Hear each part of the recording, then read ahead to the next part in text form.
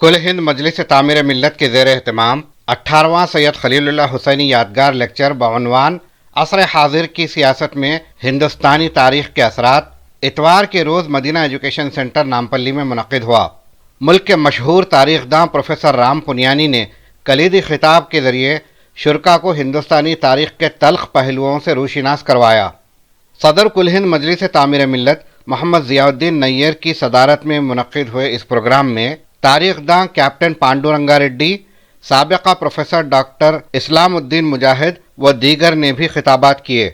मोतमद उमूमी तामीर मिल्लत उमर अहमद शफ़ीक़ ने निज़ामत के फ़राइज़ अंजाम दिए। बाद अज़ान तलबा व तालिबात में तहरीरी, तकरीरी व क़िराअत मुक़ाबलों में कामयाबी पर इनामात तक़सीम किए गए। सुअर को मार के डालोगे वहाँ, मैं समाज में अफवाह फैलाऊंगा हिंदुओं ने सुअर को मार के मस्जिद में डाला है, क्या होगा? दंगे होंगे और दंगे में मेरा रुतबा, याद रखिए, दंगों से कुछ लोगों का रुतबा बड़ा हो जाता है। दंगों के बाद, कुछ दंगे करवाने के बाद कुछ लोग हिंदू हृदय सम्राट बन जाते हैं। ख्याल कीजिए, इशारों में बात चलती है। खैर, अब ये जो बात थी बीफ की बात, बीफ कंपनियों के ज्यादातर मालिक, बड़े मालिक, नीचे काम करने वाले नहीं, बड़े मालिक या तो हिंदू हैं और जैन हैं।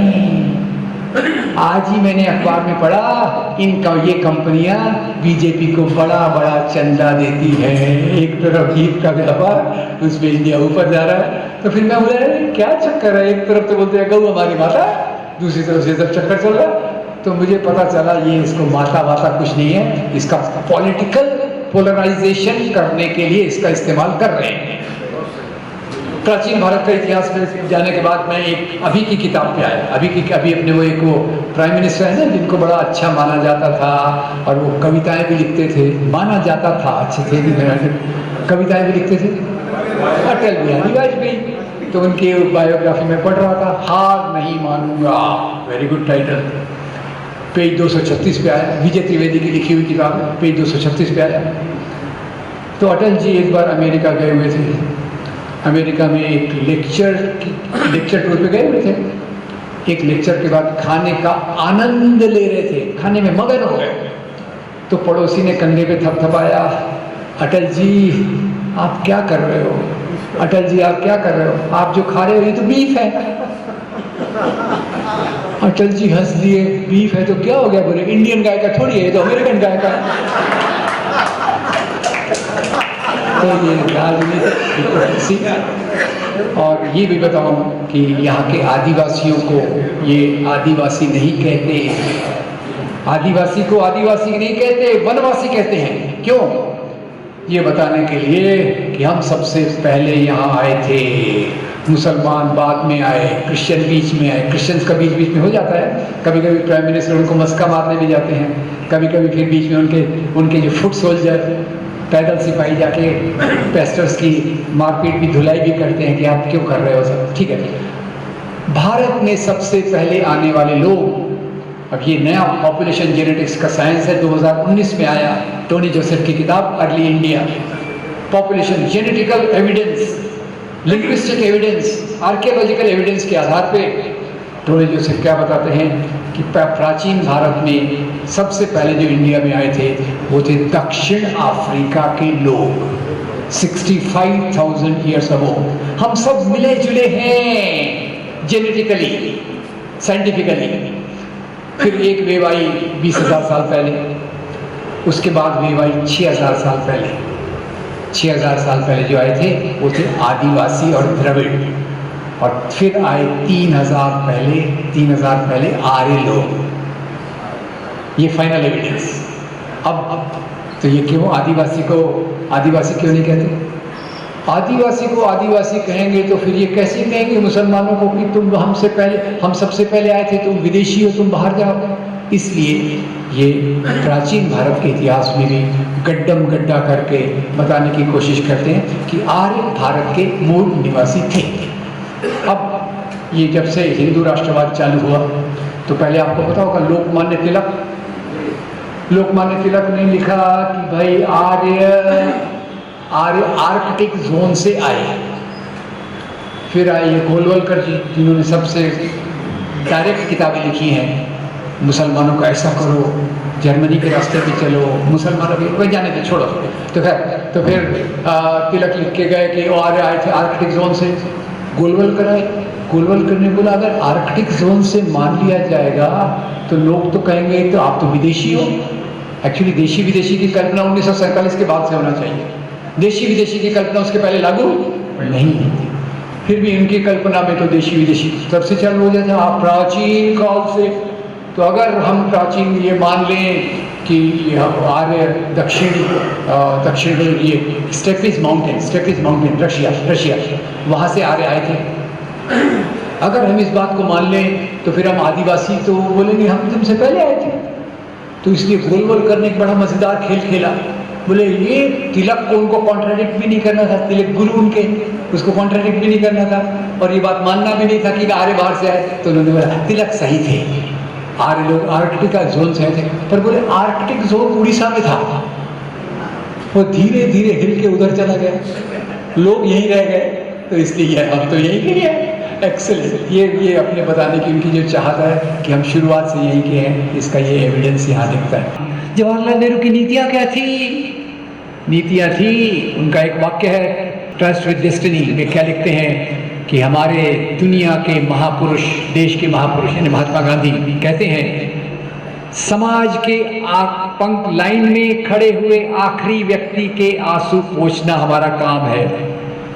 समाज की लाइन में खड़े आखिरी व्यक्ति की आंसू पूछना हमारा काम है। और इसके लिए उन्होंने देखा अनाज कम हो रहा है, सिंचाई करो, सिंचाई बढ़ाओ, इंडस्ट्री आएगी तो लोगों में डेवलपमेंट होगा, भाखड़ा नंगल बांध आएगा, पब्लिक सेक्टर आया, IITs आए, एम्स आया, IIMs आए, CSR आया, इसरो आया, बार्क आया।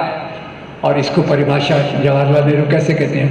भाखड़ा नंगल बांध का उद्घाटन करते समय वो कहते हैं ये जो बांध है ब्रैकेट में educational institute, IITs, AIIMS, public sector bracket close, ये आधुनिक भारत के नए पूजा के स्थान हैं। और 1990 के बाद से पूजा के स्थान की डेफिनेशन बदल गई। हमारे पूजा के स्थान मस्जिदों के नीचे है। मस्जिदों को तोड़ो, पैसा जमा करो, बड़े बड़े मंदिर बनाओ और लोगों को इसी हाल में जीने दो। तो दोस्तों, इतिहास के बारे में मुझे जो करना पड़ा, मैंने अपनी यात्रा बताई। प्राचीन भारत के इतिहास को भी गोलमोल किया गया, मध्ययुगीन काल का तो पूरा गड़बड़ झाला कर दिया। अभी आधुनिक इतिहास के बारे में भी नेहरू पर दोष डालना, आर्टिकल 370, तो मैं जाता नहीं उसमें। आपको अगर इंटरेस्ट हो तो ये चीज़ें वेबसाइट में मौजूद हैं। हर एक चीज़ पर मैं लिखने की कोशिश करता हूँ, सच्चाई बताने की कोशिश करता हूँ कि आर्टिकल 370 कैसे आया, कश्मीर भारत में विलय जो हुआ वो नेहरू के कारण हुआ। सरदार पटेल ने जूनागढ़ की स्पीच में बोला कि अगर वो लोग मान जाते हैं हैदराबाद को भारत में मिलाने को, तो हम कश्मीर उनको दे सकते हैं। नेहरू ने कश्मीर उनको क्यों दे भाई? शेख अब्दुल्ला वहाँ थे। शेख अब्दुल्ला बोले पाकिस्तान में सब फ्यूडल एलिमेंट्स हैं, जमींदारी टाइप लोग हैं, मेरे को तो लैंड रिफॉर्म करना है, गरीब किसानों का हाल सुधारना है। नेहरू ने कहा ये रास्ता है दुनिया को तरक्की करने का, इसलिए नेहरू ने उसमें इंटरेस्ट लिया, नेहरू ने सपोर्ट किया और फिर जो भी किया उन्होंने सरदार पटेल की मदद से किया। तो हर चीज़ में इतिहास के माध्यम से आखिर में आज खेल इसलिए हो रहा है कि ये हिंदू राष्ट्रवाद के आधार पे इतिहास को बनाना चाहते हैं। एक इतिहास गांधी और नेहरू का है। गांधी हिंद स्वराज में लिखते हैं कि यहाँ जो हिंदू राजा थे उनके साथ मुसलमान थे, मुसलमान राजा थे उनके साथ हिंदू थे, जो मैंने आपको बताया, हिंद स्वराज से बताया था मैंने। और नेहरू ने वही इतिहास बताया कि सभी सभ्यताओं का मेल जोल है। और ये जो इतिहास बता रहे हैं, हिंदू राष्ट्र अनादिकाल से था, पशुपालक अवस्था में भी हिंदू राष्ट्र था, राजाओं में भी हिंदू राष्ट्र था, जबकि राष्ट्र की कल्पना आधुनिक कल्पना होती है। तो दोस्तों, इतिहास, और यहाँ अंत में एक और सुनिए, एक बड़े इतिहासकार हैं एरिक हॉब्सबॉम। एरिक हॉब्सबॉम लिखते हैं जैसे नशेड़ी के लिए अफीम है, वैसे राष्ट्रवाद के लिए इतिहास है। नशेड़ी के लिए जो अफीम का काम है, राष्ट्रवाद के लिए वो इतिहास का काम है, तो इसीलिए ये इतिहास को तोड़ मरोड़ रहे हैं। तो अगर देश में हमको एक अच्छा माहौल खड़ा करना है तो इतिहास को सही तरीके से समझने की कोशिश करना ज़रूरी है, और वो कोशिश वैज्ञानिक तौर पे होना चाहिए, साइंटिफिक तौर पर होना चाहिए। मज़हब के नज़रिए से इतिहास को देखना गलत है। तो इतना कह के अंत में एक मैं अपील करूँगा। अपील ये है दोस्तों कि आज हम एक बहुत खतरनाक मोड़ पे खड़े हैं और इतिहास के माध्यम से हम सही चीज़ों को समझें। क्यों? इसी के आधार पे नफरत फैलाई जाती है, नफरत पैदा करके हिंसा करवाई जाती है, हिंसा के आधार पे समाज बंटवारा होता है और सांप्रदायिक ताकतें सत्ता में आती हैं। इसलिए आपको सांप्रदायिकता से मुकाबला करना है तो राजनीतिक तौर पे मुकाबला करना पड़ेगा। सामाजिक चेतना, सामाजिक सोच, सोशल अंडरस्टैंडिंग बदलनी पड़ेगी, और ये उस वैज्ञानिक आधार पे होना चाहिए जो रास्ता हमको गांधी ने दिखाया, नेहरू ने दिखाया। उसी रास्ते पर चलकर देश की तरक्की हो सकती है। बहुत शुक्रिया आपका, थैंक यू। मैजेस्टिक स्वीट्स पिछले 22 साल से आपकी खिदमत में लजीज मिठाई और नमकीन पेश करते आ रहे हैं।